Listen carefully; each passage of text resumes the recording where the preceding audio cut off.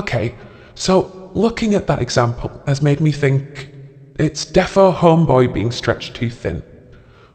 But maybe we need another example. Let's talk about the Maggie Hamling statue. A Conversation with Oscar Wilde, 1998.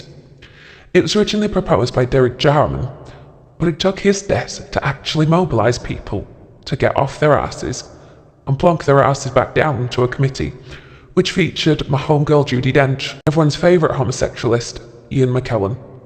The sculpture is a bench that's shaped like a sarcophagus, with a bust of Oscar Wilde at the end smoking a cigarette, but that bust looks melted, rotting, distorted, like a corpse, or like someone trying to hide who they are.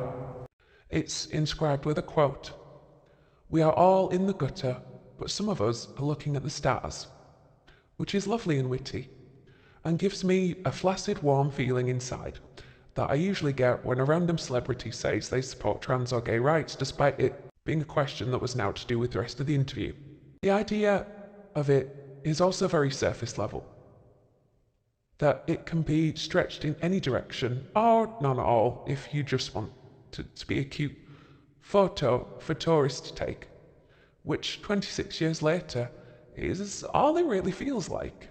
Although this sculpture feels like it followed Wilde's trajectory in that it burned bright briefly, whether you loved it or hated it.